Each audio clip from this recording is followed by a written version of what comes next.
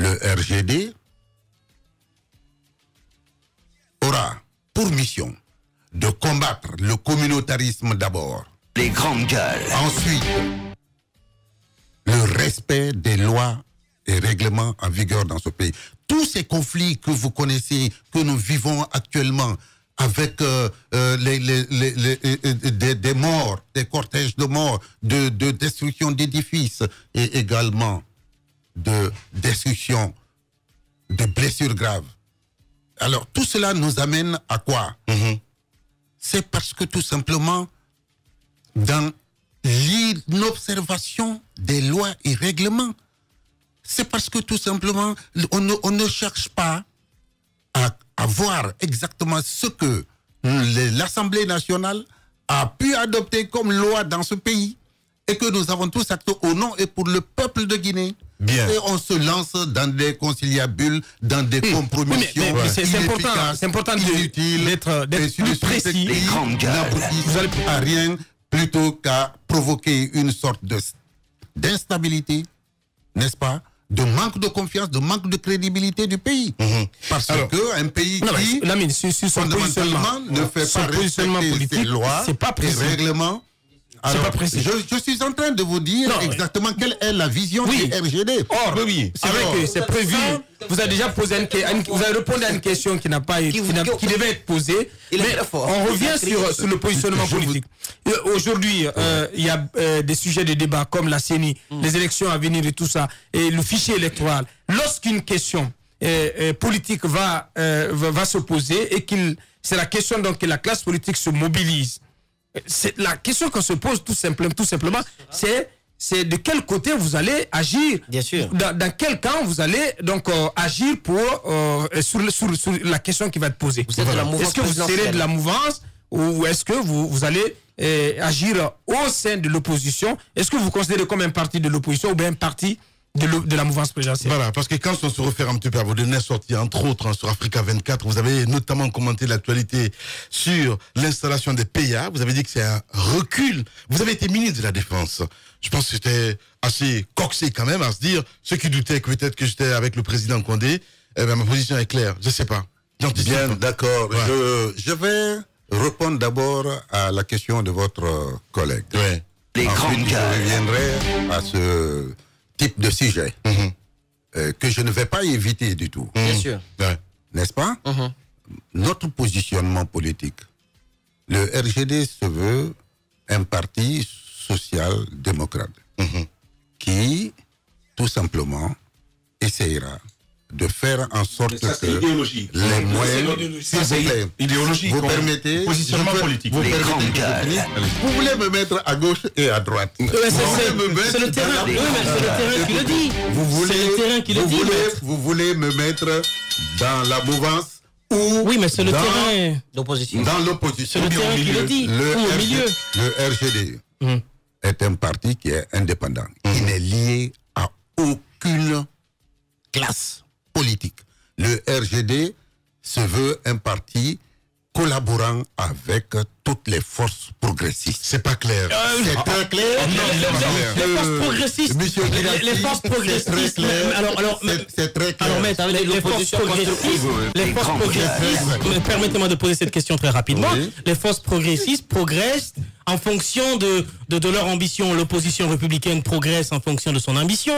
Le pouvoir politique progresse en fonction de votre ambition. Alors, vous dites, vous êtes un parti politique qui est avec les forces progressistes. Dans quel sens vous progressez? Est-ce que vous progressez dans le sens de taper sur le pouvoir en place lorsqu'il sera question du 3e mandat? Donc vous rejoignez de facto l'opposition républicaine? Ou alors est-ce que vous progressez avec le pouvoir en place? Non, mais permettez-moi. On peut faire simple. Il a dit force progressiste. Oui, mais dans quel sens? Le progressisme, par définition, c'est déjà une opposition. Est-ce qu'il est d'accord avec nous si l'on dit qu'il est progressiste? Ça veut dire qu'il est avec l'opposition dite constructive. Écoutez, vous m'installez dans cette logique. On ne vous installe pas. S'il vous plaît, ce n'est pas faux. Ce n'est pas faux. Je vous dis, par exemple, il a cité un exemple, le 3e mandat. À supposer que on lance l'idée d'un 3e mandat. Je dis d'ores et déjà que je suis contre l'idée d'un 3e mandat. Voilà. Voilà. Maintenant que cela vienne de l'opposition ou que cela vienne de la droite, ce qui est sûr et certain, je suis un homme qui respecte le principe de la légalité. Vous vous sentez, du point de vue donc positionnement, vous vous sentez un peu plus proche de l'opposition républicaine que le pouvoir, que la mouvance, un peu plus proche. Non, écoute, je respecte les tendances en place sur l'échiquier politique. Mais je vous dis que le RGD gardera son identité par rapport à toute tendance politique. Le RGD vous êtes plus proche. Ira, s'il vous plaît. Vous faites comment, le RGD ira avec l'UFR si le programme de l'UFR est partagé, n'est-ce pas? Je vous vois venir. Si le RGD ira avec l'UFDG, je vous vois venir. Si le programme de l'UFDG, je vous vois venir. Présente une certaine conformité avec celui du RGD. Et le RPG, le RPG, puisque le programme est déjà connu. La mouvance présidentielle, je ne sais pas exactement de quel côté elle va aller, mais ce qui est sûr et certain, connu déjà. S'il vous plaît, bon nombre de gens me posent la question de savoir si je suis mandaté par le président de la République. Moussa vous a posé la question. Moussa a posé la question. Je dis non, encore une fois, je vais rassurer tout le monde aujourd'hui. Ne vous en faites pas, Maître Kabele n'a aucun lien depuis sa sortie du gouvernement avec le président de la République. Il peut arriver que vous défendiez des positions. Il peut arriver que vous souteniez des positions qui sont défendues par le RPG Arc-en-Ciel. Ça peut arriver?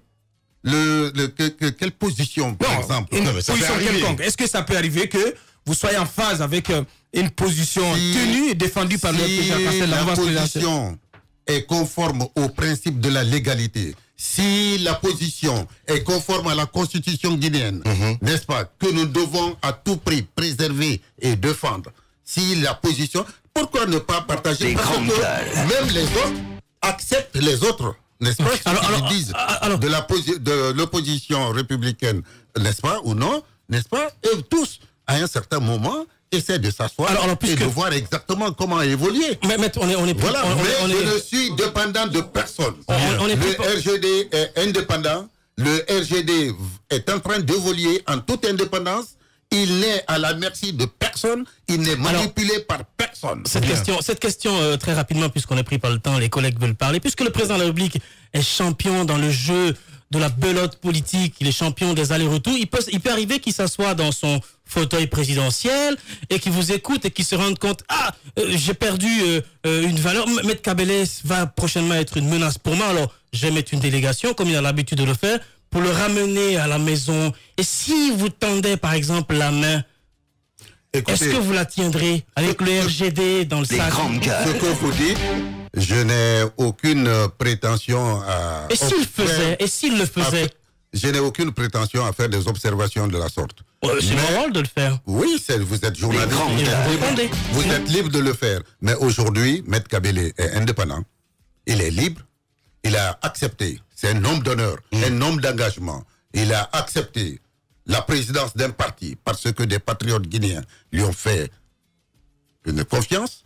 Maître Kabele ne volera plus vers d'autres horizons pour accepter un poste dans l'administration, lequel je pense que... Pas forcément un poste. Peut-être revenir dans le grand bateau du RPG Arc-en-Ciel. Si vous tendez la grosse corbeille, est-ce que vous tomberiez dedans? Non.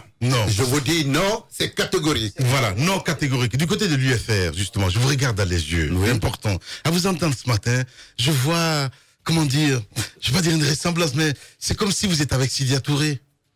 Je ne suis avec personne, je suis avec le RGD, monsieur Guirassi. Non, je ne vous crois pas. Si. Les grandes gueules. Si. Alors, vous me connaissez très bien. Je vous connais. Vous savez que j'exprime ce que je pense. Je le sais. Et vous savez, la politique, vous savez que je suis très Je vous vois très proche de Sidia Touré. Je vais vous dire une chose, vous n'allez me classer à côté de personne. Oui. C'est Cellou Dalein Diallo, mon frère, est un frère que je respecte beaucoup, n'est-ce pas? Et qui est en train de se battre aussi sur l'échiquier politique. Faya Milimono en est un autre. Et Fodé Bangoura, qui dirige le PUP, est un frère, un ami. Donc, écoutez, Alpha Condé lui-même, qui était président du RPG, mais est un grand frère et que j'appréciais beaucoup. Il n'y a pas de cohérence. Pourquoi non, mais il n'y a pas de cohérence. De travailler avec lui. Alors, ne m'amenez pas vers un camp. Le RGD, encore une fois, rassurez-vous et je rassure le peuple de Guinée. Parce qu'un bon dirigeant, c'est celui-là qui sait rassurer. Bien. Alors, le RGD n'est l'appendice de personne. Bien. À la solde de personne. Bien. Moi, l'avenir de l'argent, allez-y. Je comprends toute la sécurité qui entoure les propos de l'ancien ministre de la Sécurité. Oui. Parce que, oui, il faut être prudent.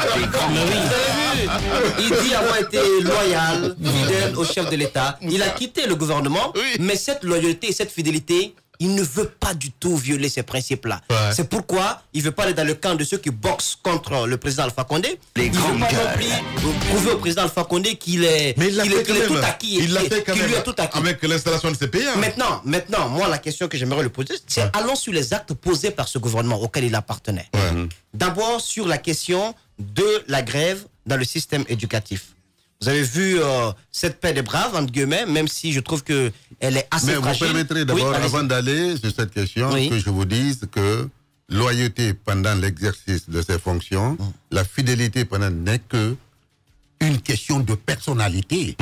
Et ça, Maître Kabele, depuis sa tendre enfance, recouvre cette personnalité-là. Mais vous continuez. Pas question, on a vu des anciens ministres qui ont dit je te suis reconnaissant jusqu'à ma mort pour avoir fait de moi ministre, pour m'avoir mis à des postes de responsabilité. Vous permettez. Et ça, c'est une forme de loyauté à vie. Vous permettez. Maintenant que Maître Kabele est président d'un parti, il faut le regarder tant que tel. Maître Kabele discutera à égalité avec tout dirigeant du parti. Maître Kabele aura cette posture-là. Mais n'y dérogera pas. Le RGD est un parti comme tout autre. Donc vous êtes le président du RGD au même titre que le président Alpha Condé, que le président du RPG. Est-ce qu'il est président encore du RPG parce que... Vous ne le savez pas? Non, mais non, moi je ne le sais pas. Non. Légalement, non. Non, mais dans les pratiques, vous le savez. Vous le savez bien. Non, alors en fait, les actes de tout le gouvernement, c'est... Justement, c'est la même question que je reprécise. Oui. Alors, vous avez créé un parti politique. Je vous ai entendu tout à l'heure. Je n'ai pas créé. D'accord, vous êtes président d'un parti politique. La présidence vous êtes donc président d'un parti politique. J'ai entendu ce que vous aimeriez changer. Vous pensez que le problème de la Guinée, c'est la justice, l'application de la loi. Mais moi, j'ai une question simple. Qu'est-ce qui plaide dans votre passé au gouvernement?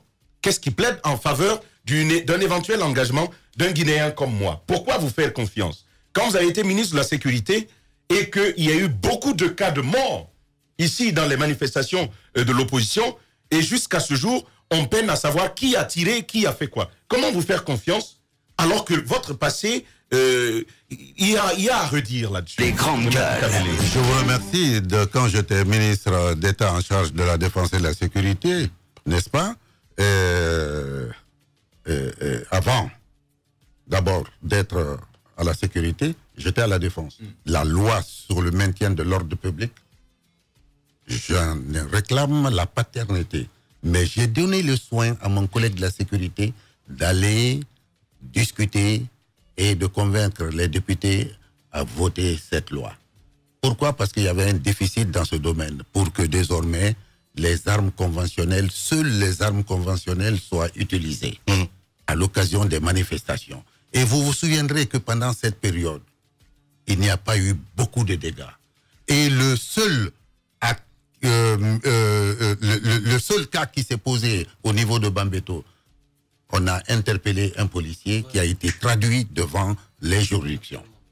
Alors, vous voyez que... vous ne pensez pas aujourd'hui que la mise en place des PA est venue montrer les limites de tout ce qui a été votre politique en matière de sécurité. Parce que depuis que ces PA existent, même si pour beaucoup ça viole la loi, mais ces PA quand même ont eu le don, ont eu l'effet de ramener plus de tranquillité sur le long de la route le Prince, et au-delà, à l'occasion des manifestations politiques, on n'assiste plus à des cas de mort, à des cas de blessés, à des cas de destruction. Est-ce que ce moyen qui a été qui est le fruit de la politique du gouvernement de Kassory Fofana, est-ce que cela ne vient pas montrer tout ce qui a été vos limites lorsque vous étiez à la tête de la sécurité? Je regrette. Je le regrette profondément. Et c'est dangereux de dire que même si la loi a été violée, mais ça a été, le résultat est bon. C'est extrêmement grave que l'on raisonne comme ça dans un pays. Le principe de la légalité est un principe universel. Quand on veut asseoir une démocratie dans le pays, partant à organiser la stabilité, assurer la stabilité du pays, la crédibilité du pays, il faut nécessairement respecter les lois et les règlements. Ce qui compte aussi, c'est d'arrêter l'hémorragie, monsieur le ministre. S'il vous plaît. Ce qui compte, c'est aussi d'arrêter l'hémorragie. S'il vous plaît. L'hémorragie humaine. S'il vous plaît, l'hémorragie humaine peut être arrêtée. Il faut équiper. Vous ne l'avez pas arrêté. Vous ne l'avez pas arrêté. Équiper suffisamment les forces de sécurité. Il faut les équiper. C'est en temps de paix qu'il faut préparer la guerre. On l'a dit ici, à l'occasion de plusieurs débats sur vos antennes, on en a discuté. Vous avez réclamé, à corps et à cri, l'équipement des forces pour qu'ils puissent assurer un meilleur encadrement des manifestations politiques. Et c'est ce à quoi il faut tendre nécessairement. Au niveau de la défense, quand j'y étais, nous avons travaillé dans le cadre de la réforme du secteur de sécurité. Nous sommes allés jusqu'à la loi de programmation militaire, qui est encore en vigueur. Alors, cette loi de programmation militaire aurait pu équiper, assurer l'équipement nécessaire de la gendarmerie, à côté de la police également. Alors, une fois équipés, entraînés et utilisant les armes strictement conventionnelles, je pense qu'il y aura moins de dégâts. Parce que la police aura en commun le moyen de contrôle visuel, également tout autre moyen d'investigation permettant de limiter les dégâts. C'est ça l'essentiel. Bien.